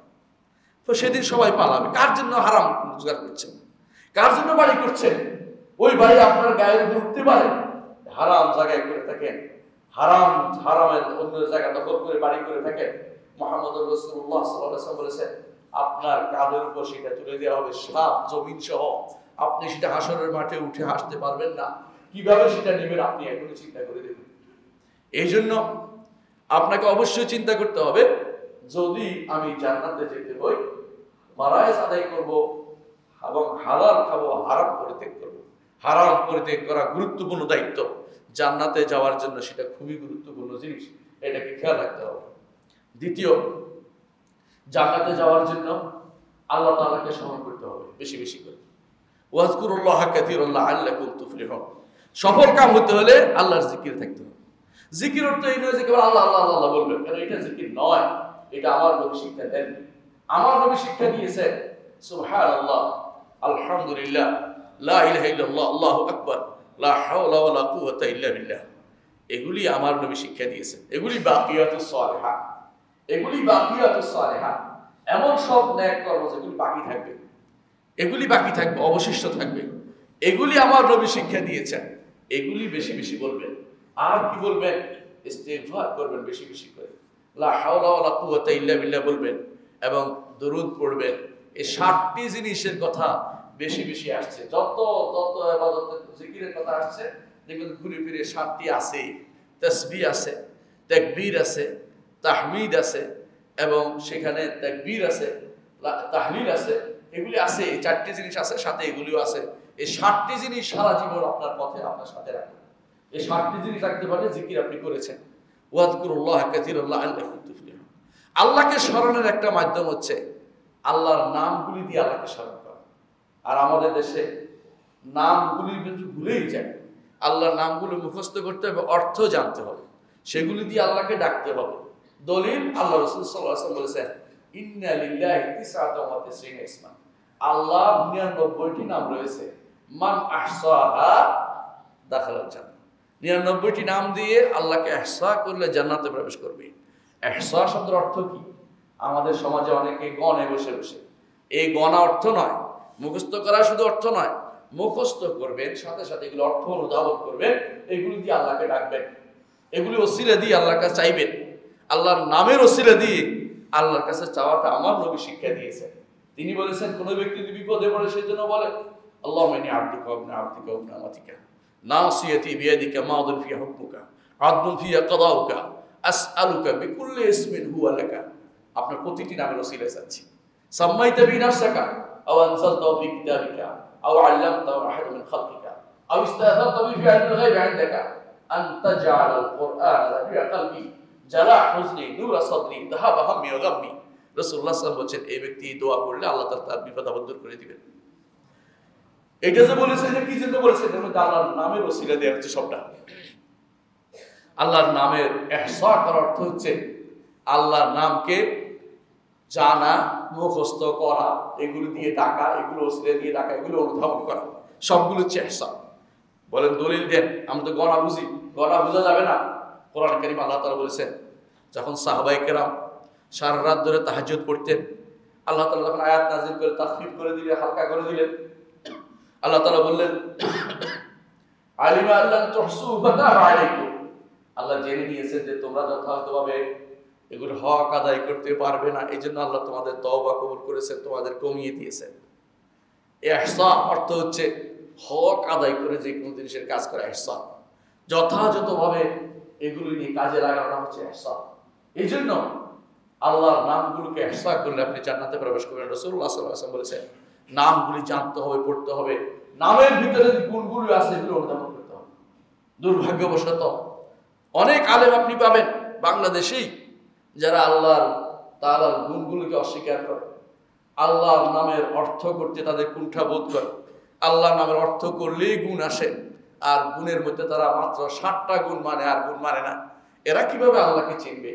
এরা কিভাবে জান্নাতের পথে চলবে? জান্নাতের পথে চলতে হলে আল্লাহর নাম ও গুণগুলোকে যথাযথ অনুধাবন করতে হবে। আল্লাহ জান্নাতের জন্য আরো কিছু জিনিস মুহাম্মদুর রাসূলুল্লাহ আমাদের করতে বলেছেন, তার মধ্যে একটা হচ্ছে ইস্তিগফার। ইস্তিগফার রাসূলুল্লাহ সাল্লাল্লাহু আলাইহি ওয়াসাল্লাম বলেছেন, কেউ যদি পড়ে আল্লাহুম্মা আনতা রাব্বি লা ইলাহা ইল্লা আনতা খালাকতানি ওয়া আনা আবদুক ওয়া আনা আলা আহদিকা ওয়া ওয়া'দিকা মাসতা'তু আউযু বিকা মিন শাররি মা সানা'তু আবু লাকা বিনি'মাতিকা আলাইয়া আবু যামবি ফাগফির লি ইন্নাহু লা ইয়াগফিরু যুনুবা ইল্লা আনতা। আপনি ব্যতীত আমার গুনাহ আর কেউ ক্ষমা করার নেই। বান্দা যখন এটা মন থেকে বলবে, মুহাম্মদুর রাসূলুল্লাহ সাল্লাল্লাহু আলাইহি ওয়াসাল্লাম বলেছেন, রাতের বেলায় বললে যদি মারা যায় জান্নাতে প্রবেশ করবে, দিনের বেলায় মরে যদি দিনেই মরে যায় জান্নাতে প্রবেশ করবে। তাহলে ইস্তিগফার জান্নাতে যাওয়ার একটা বড় মাধ্যম। আল্লাহর কাছে নিজেকে যত ছোট করতে পারেন, কিবির অহংকার থেকে বাঁচতে পারেন, আপনি জান্নাতে যেতে পারবেন। ইয়াকা না'বুদু ওয়া ইয়াকা নাস্তাঈন, দুটি শব্দ আপনি শুনেছেন, প্রতিদিন বলেন।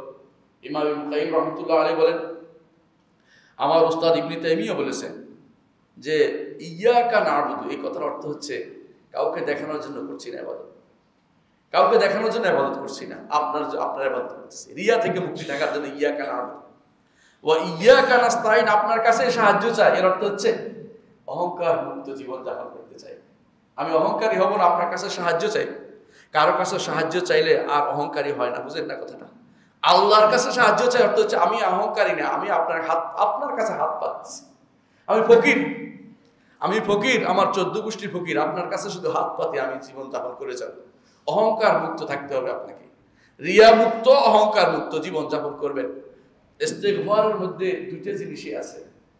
ইস্তিগফার অনেকে দেখাতে পারে, দেখানোর জন্য ইস্তিগফার, সেটা গ্রহণ করা হয় না। এই জন্য রাবেয়া রাদবিয়া বলেছিলেন, অনেক আস্তাগফিরুল্লাহ থেকে আমি আল্লাহর কাছে আস্তাগফার করি, ক্ষমা চাই। অনেকে আছে ইস্তিগফার করছে, আস্তাগফিরুল্লাহ বলছে, কিন্তু মন থেকে বলে না। আস্তাগফিরুল্লাহ মনে, সালাতের পরে 3 বার আমরা আস্তাগফিরুল্লাহ বলি, অর্থকে অনুধাবন করি, আল্লাহ ক্ষমা করুন, কারণ আমি যথাযথভাবে আপনার ইবাদত ঠিকমতো করতে পারি নাই। যে সালাত যতটুকু হক আদায় করার ছিল, কোনো ব্যক্তি বলতে পারবে না আমি ততটুকু হক আদায় করতে পেরেছি, কোনো ব্যক্তি বলতে পারবে না। কারণ সালাতের প্রতিটি অঙ্গের সাথে ইবাদত জড়িত আছে, প্রতিটি অঙ্গের মধ্যে কথার সাথে ইবাদত জড়িত আছে। কয়জন মনে করতে পারে সালাতের সময় যে আল্লাহর সাথে কথা বলছি, আল্লাহ জবাব দিচ্ছেন? প্রত্যেকটা কথার তো জবাব আছে, প্রত্যেকটা কথার সময় কি বলতেছি এটা খেয়াল কয়জন করতে পারে? এই জন্য ইস্তেগফার করতে হয়, এই জন্য ইস্তেগফারটা যেন অন্তর থেকে হয় সেটাও খেয়াল রাখতে হবে। জান্নাতে যেতে হলে ইস্তেগফার আমাদের করতে হবে। জান্নাতে যেতে হলে আরেকটা হচ্ছে, মুসিবতের মধ্যে যে কোনো বিপদ আপদ হবে অবশ্যই সবর করতে হবে, সবর করতে হবে। এর প্রমাণ হচ্ছে রাসূলুল্লাহ সাল্লাল্লাহু আলাইহি ওয়াসাল্লাম বলেছেন, কারো যদি সন্তান মারা যায় তিনটি, সে যদি সবর করে তার জন্য জান্নাত, সে জান্নাতে প্রবেশ করবে। এই যে জান্নাতে প্রবেশ করবে বলেছে, আপনি কি চিন্তা করেছেন যে সে সবর করার কারণে? এই জন্য আল্লাহ তাআলা বলেছেন, ওয়াবাশশিরিস সাবিরিন আল্লাযিনা ইযা আসাবাতহুম মুসিবাতুন ক্বালু ইন্না লিল্লাহি ওয়া ইন্না ইলাইহি রাজিউন। আমরা আল্লাহর জন্য আল্লাহর কাছেই ফিরে যাব। এজন্য বেশি হাত বিদ্বেষ করতে হয় না। সুবহানাল্লাহ, আমি আরবদেরকে দেখেছি, আমরা গিয়ে তাদেরকে আযা করতে গেছি, তাদেরকে বলতে গেছি যে আপনার সন্তান মারা গেছে বা আপনার আত্মীয় মারা গেছে, সে দেখেছে সুবহানাল্লাহ আমাদের চেয়ে শক্ত মন নিয়ে বসে আছে যে আমিও তো চলে যেতে পারতাম, আল্লাহ আমাকে এখন রেখেছে, তাকে নিয়ে গেছে, আমাকেও নিয়ে যেতে পারতেন তিনি, আমি তো আছি আলহামদুলিল্লাহ, সর্ব অবস্থায় আলহামদুলিল্লাহ। অথচ আমাদের দেশে দেখেন বিলাপ বিলাপ। এই জন্য বিলাপটা কুফরি করেছে রাসূলুল্লাহ সাল্লাল্লাহু আলাইহি ওয়াসাল্লাম। আর নিয়াহাতু কুফরুন বলেছেন, অর্থাৎ ছোট কুফরি বলে এটাকে। কারণ আল্লাহর নেয়ামতের সাথে সে আল্লাহর নেয়ামতকে সে যথাযথ পালন করতে পারেনি। যে ব্যক্তি আল্লাহর নেয়ামত উপলব্ধি করতে পারে, সে কিভাবে সে জীবনটা যে পেয়েছে এটাও তো আল্লাহর নেয়ামত। আরেকজনকে নিয়ে গেছে, ওইটা হচ্ছে বড় কথা। আমি তো জীবিত আছি, আমি কি করছি, তার থেকে শিক্ষা নিচ্ছে কিনা। আমার ভাই আমল না করে চলে গেছে, আমি কি আমল করে যেতে পারবো কি? এই চিন্তা অবশ্যই করতে হবে। এই জন্য জান্নাতে যেতে হলে আরেকটি কাজ হচ্ছে সবর। সবর লাগবে, যে কোনো বিপদ আপদে সবর লাগবে। আর বিপদ সবর 3 জায়গায় লাগে। আল্লাহর ইবাদত করতেও সবর লাগে। অনেকে আছে মসজিদে এসে বসতে সময় লাগে, দেরি করে আসে, কেন? সবর নাই। এতক্ষণ ফেসবুকিং করবে, তারপরে শেষের দিকে এসে মসজিদে নামাজে দাঁড়িয়ে যাবে, এটা সবর নাই তার। এই জন্য ইবাদতে আদায় করতে সবর লাগে। মসজিদে বসে থাকলেই তো আপনার সওয়াব হচ্ছে, মসজিদে বসে থাকলেই ফেরেশতা আপনার জন্য দোয়া করছে, ফেরেশতা আপনার জন্য দোয়া করছে মসজিদে বসে থাকলেই। যতক্ষণ সালাতের ইন্তজার থাকবে, অপেক্ষায় থাকবে, ফেরেশতা আপনার জন্য ততক্ষণ ইস্তেগফার করতে থাকবে, আপনার জন্য সালাত, আপনার উপরে দুরূদ, আপনার জন্য রহমতের দোয়া করতে থাকবে। এটা হাদিস দ্বারা প্রমাণিত। আপনি সবর এখতিয়ার করতে পারেন নাই। অনেকে গুনাহ থেকে বাঁচতে সবর লাগে, সেটাও করতে পারে নাই। গুনাহ থেকে বাঁচতে সবর লাগে, হারাম ছবি, হারাম দৃশ্য চোখের সামনে এসেছে, সেটা থেকে আপনি দূরে সরতে পারেন নাই, আপনি সবর করতে পারেন নাই, সবর আপনার হয় নাই। হারাম টাকা এসেছে, যেভাবে হোক, অনেকে বিভিন্ন ভাওতাবাজি করে টাকা রোজগার করে, কেউ বিভিন্ন কবিরাজি করে টাকা রোজগার করে, বিভিন্ন জিনিস যেগুলি সে জানে যে এগুলি হক না, তারপরেও করছে টাকা রোজগার। এগুলিও কিন্তু, এগুলি থেকে বাঁচার জন্য সবর লাগে। আপনি সেই সবর এখতিয়ার করছেন না।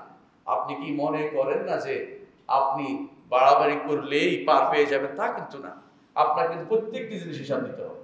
আর 3 নম্বর সবর হচ্ছে বিপদ আপদে সবর। তাহলে ইবাদত করতেও সবর লাগে, গুনাহ থেকে বাঁচতেও সবর লাগে, বিপদ থেকে বাঁচতেও, বিপদ আপদেও সবর লাগে। 3 রকমের সবর যে ব্যক্তি এখতিয়ার করতে পারবে, সেই ব্যক্তি জান্নাতে প্রবেশ করবে। এটা আমার নবীর ঘোষণা, মুহাম্মদুর রাসূলুল্লাহ আমাদেরকে জানিয়েছেন। জান্নাতে যেতে হলে কি করতে হবে? সূরা মুমিনুনের শুরুতে আল্লাহ তাআলা অনেকগুলো বলেছেন। তার মধ্যে একটি হচ্ছে সালাতের মধ্যে খুশু, বিনয় থাকা। আর একটি বলেছেন অযাচিত কথা না বলা, যে কথা অর্থহীন বেহুদা জিনিস ছেড়ে দিচ্ছেন। কোথায় ছেড়ে দেন? এখন সামাজিক যোগাযোগ মাধ্যমে যে সমস্ত কথা আপনি ছেড়ে দেন, সেগুলো আপনার বিপক্ষে থাকবে, আপনি মরে যাবেন। এগুলি বন্ধ করার সুযোগ নাই। যত মানুষ হারামটা দেখবে, আপনার গুনাহ হতেই থাকবে। আপনি কি মনে করেন না বিপদ ডেকে এনেছেন? এটা বন্ধ করার কোনো পথ নেই। আপনাকে জানতে হবে যে আপনি বিপদের পথে চলে যাচ্ছেন। এই জন্য রাসূলুল্লাহ সাল্লাল্লাহু আলাইহি ওয়াসাল্লাম বলেছেন, মান কানা ইউমিনু বিল্লাহি ওয়াল ইয়াউমিল আখির ফালইয়াকুল খায়রান আও লিয়াসমুত। যে কেউ আল্লাহর উপর ঈমান রাখে, আখিরাতের উপর ঈমান রাখে, সে যেন ভালো বলে অথবা সে যেন চুপ থাকে। কথা যেন ভালো বলে, ভালোটা বলে, অথবা চুপ থাকে। এই জন্য আপনি এমন কিছু করবেন না যা আপনার জন্য বিপদের কারণ হতে পারে। আল্লাহ তাআলা কোরআনে কারীমে সূরা আল মুমিনের শুরুতে আমাদেরকে এই জাতীয় জিনিস থেকে মুখ ফিরিয়ে থাকতে বলেছেন, এরাদ করতে বলেছেন। অর্থাৎ এই নয় যে একটু টাকা সেটা না, একেবারে মুখ ফিরিয়ে থাকতে হবে। এদিকে ভুলো অন্যায়মূলক কাজের দিকে নিজেকে চড়িয়ে যাওয়া যাবে না। অনেক কাজ আপনি করেন, অনেকে আপনাকে ডাকবে আমার কাজ করো, আমার কাজ করো। বলে তোমার কাজ করো, আমি আল্লাহর কাজ করব, আল্লাহর দ্বীনের কাজ করব। তোমার কাজ করতে আমি আদিষ্ট নই। হ্যাঁ, তুমি যদি হক কথা বলো সেটা শুনবো, কিন্তু তোমার দুনিয়ার মুখী কোনো কাজের জন্য আমি সময় দিতে পারবো না। এই সময় আবার অনেক মূল্যবান। জীবনটা হচ্ছে সময়, পুরো জীবনটা একজন মানুষের সময়। সময় একবার হারিয়ে ফেললে আর পাবেন না।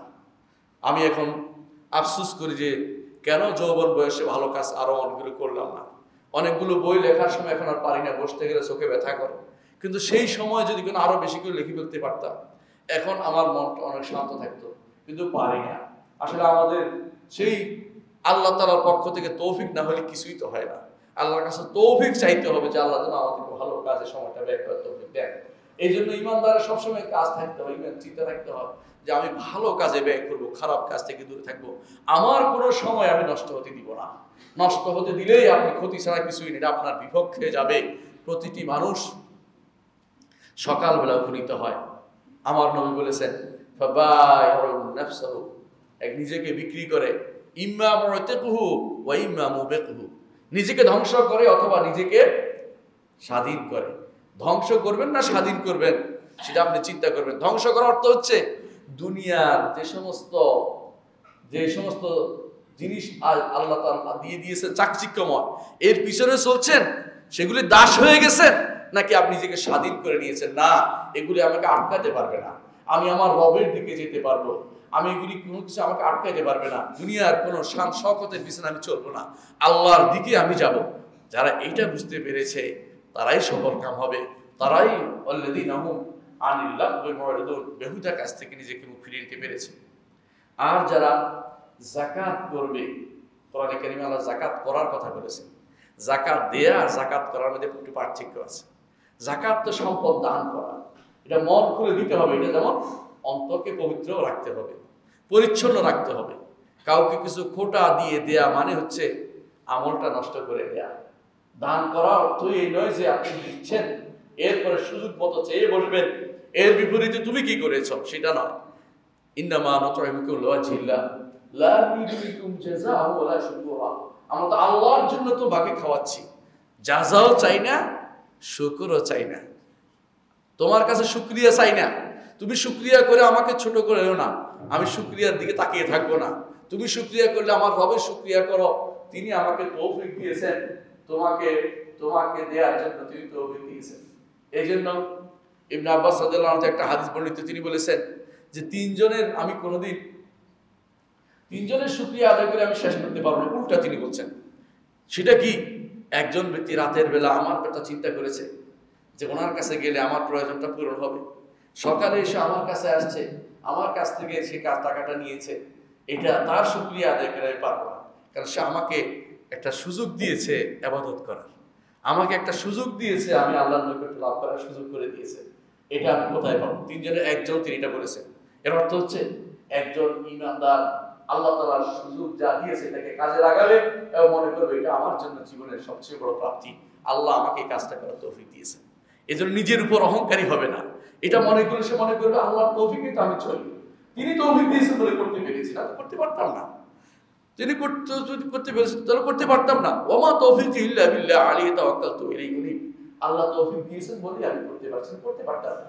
আল্লাহ তৌফিক দিয়েছেন বলে মসজিদে আসছেন। অনেকে আছে মসজিদে আপনি শেষ মুহূর্তে যখন একামত হবে তখন আসবেন। একামত হলে আসলে সে অর্থ হচ্ছে সে তৌফিক পায়নি, সে তৌফিক পায় নাই। আল্লাহ তৌফিক পাওয়া হচ্ছে সবচেয়ে বড় জিনিস। এজন্য জান্নাতে যেতে হলে আপনাকে যথাযথ যে কাজ করবেন, দান করবেন, সেটাও একমাত্র পবিত্র নিয়তে অন্তর নিয়ে করতে হবে। আপনাকে নিজের লজ্জাস্থানে হেফাজত করবেন। লজ্জাস্থানে হেফাজত বহুমুখী হেফাজত করতে হয় এখন, কারণ এখন হাতের মুঠোয় সিনেমা চলে আসছে। এক সময় সিনেমা বাইরে ছিল, মানুষ সিনেমা দেখতে হলে অন্তত টুপি খুলে ঢুকতে হইতো, মুরব্বীরা দেখছে কিনা দেখতে হইতো, আশেপাশে তাকাইতো। এখন হাতের মুঠো চলে আসছে, হাতের মুঠো শুধু একবারে শোয়া বিছনার মধ্যে চলে আসছে। যে ব্যক্তি হারাম দেখতে চায় তাকে বন্ধ করার জন্য আল্লাহ ছাড়া কেউ বন্ধ করতে পারবে না, এমন অবস্থা চলে আসছে। আল্লাহ যদি তার রহমত করে শুধুমাত্র সে বাঁচতে পারবে। যুবকদের বলছি, কিছুদিন অপেক্ষা করো, কষ্ট করে ধৈর্য ধারণ করো। জান্নাতে আপনার জন্য এমন লোকের অপেক্ষা, এমন নারীরা অপেক্ষা করছে, যারা যদি দুনিয়াতে একবার হাসি দিত, দুনিয়া আলোতে উদ্ভাসিত হয়ে যেত। এরা আপনার জন্য অপেক্ষা করছে। এরা আপনার জন্য অপেক্ষা করছে শুধু এইটার জন্য যে হারাম ত্যাগ করে সে শুধু আমাকে পাওয়ার জন্য। এবং তারা শুধু সেখানে আপনাকে নিয়েই কথা বলে। দুনিয়ার বুকে কোনো স্ত্রী যদি স্বামীকে কষ্ট দেয়, তারা তখন বলতে থাকে, কেন তাকে কষ্ট দিচ্ছ? কিছুদিনের মেহমান শুধুমাত্র সে তোমার কাছে, ও চিরে আমাদের কাছে চলে আসবে। মানে তখন যদি জান্নাতি আপনি হন, আর জান্নাতি না হলে আপনার জন্য কিছু অপেক্ষা করে নেই। হারাম যদি ত্যাগ করতে পারেন, বর্তমান সময় চোখকে হেফাজত করতে পারেন, হারামটা পরিত্যাগ করার জন্য যদি সাহস করতে পারেন, আপনার জন্য এরকম একটি বিশাল সুযোগ অপেক্ষা করছে। যদি ঈমান থাকে, এটাকে আপনি কাজে লাগান। আর লম্বা আলোচনা করব না, অনেক আলোচনার কথা ছিল, কিন্তু সময় আমাকে সহযোগিতা করছে না। আমি শুধু এটুকুই বলবো, জান্নাতে আপনাকে সবাইকে যেতে হবে। জান্নাতে যাওয়ার জন্য আমলে সালেহ খুঁজুন।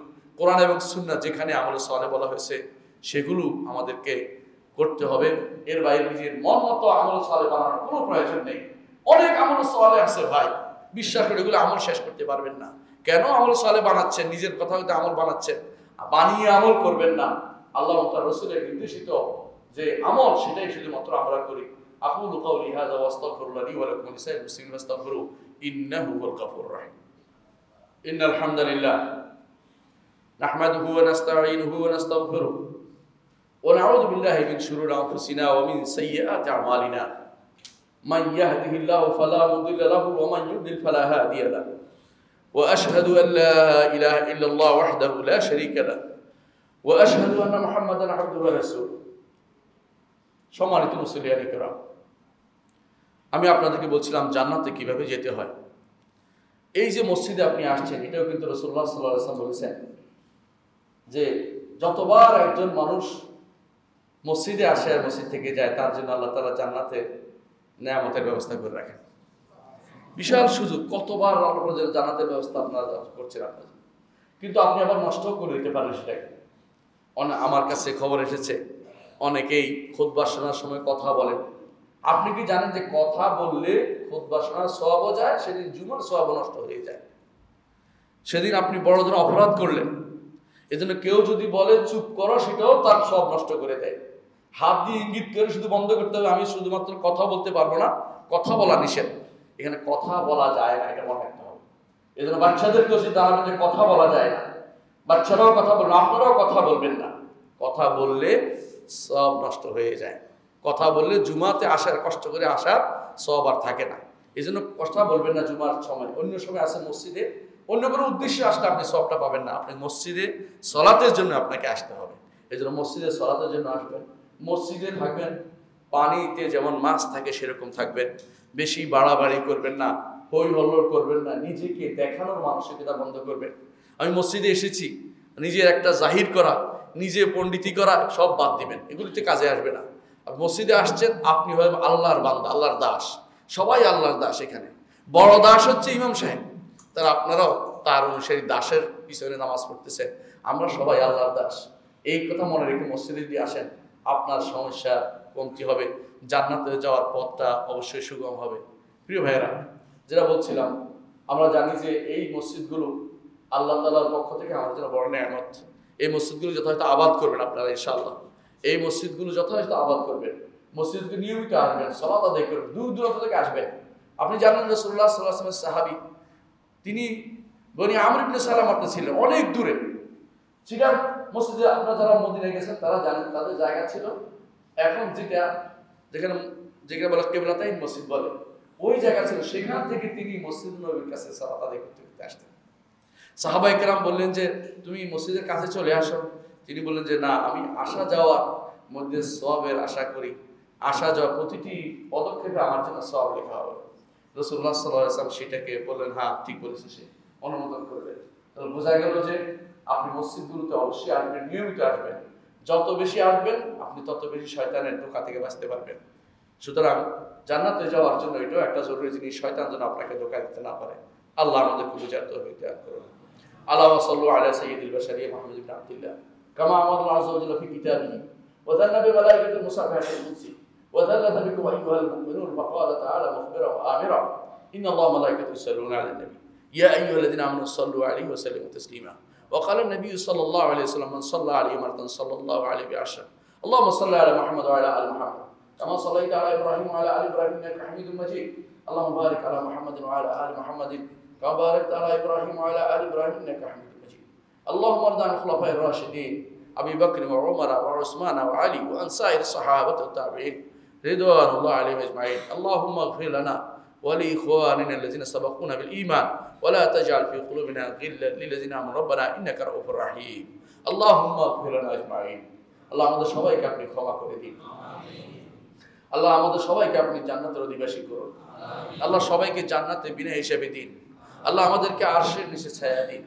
আল্লাহ আমাদেরকে আপনি কবর আযাব থেকে মুক্তি দিন আল্লাহ আমাদের কবরকে আপনি জান্নাতের টুকরো বানিয়ে দিন আল্লাহ কবরের মধ্যে জান্নাত থেকে ব্যবস্থাপনা করে দিন আল্লাহ কবরের যেন কষ্ট আমাদের না আসে তৌফিক আমাদের দিন আল্লাহ প্রশ্ন উত্তর দেওয়ার তৌফিক আমাদের দিন আল্লাহ আমাদেরকে আপনার দ্বীনের উপর সুপ্রতিষ্ঠিত রাখুন আল্লাহ আমাদেরকে গুনাহ থেকে মুক্তি দান করুন আমাদের সন্তানদেরকে দ্বীনের উপর রাখুন আমাদের নারীদেরকে দ্বীনের উপর রাখুন আল্লাহ তাদেরকে আমাদের জন্য ফিতনা বানাবেন না আল্লাহ আমাদের নারীদেরকে বুদ্ধি দিন আল্লাহ তারা যেন ফিতনা তৈরি করে না করে সেই তৌফিক তাদেরকে দিন আল্লাহ আমাদেরকে আপনি ক্ষমা করুন আল্লাহ আমাদের মধ্যে যারা অসুস্থ আছে তাদের সুস্থতা দান করুন আমাদের এক ভাই তিনি অসুস্থ আছেন সিঙ্গাপুরে আল্লাহ তাকে আপনি হেফাজত করুন আল্লাহ তাকে আপনি সুস্থতা দান করুন আরো অনেকেই দোয়া চেয়েছেন সবাইকে আপনি ক্ষমা করুন আল্লাহ তাদেরকে আপনি যথাযথভাবে হেফাজত করুন আল্লাহুম্মা গফির ওয়ারহাম আনতা খায়রুর রাহিমিন ইবাদাল্লাহ রাহিমাকুমুল্লাহ ইন্নাল্লাহা ইয়া'মুরু বিল আদলি ওয়াল ইহসান ওয়া ইতা'i যিল কুরবা ওয়া ইয়ানহা আনিল ফাহশা'i ওয়াল মুনকারি ওয়াল বাগই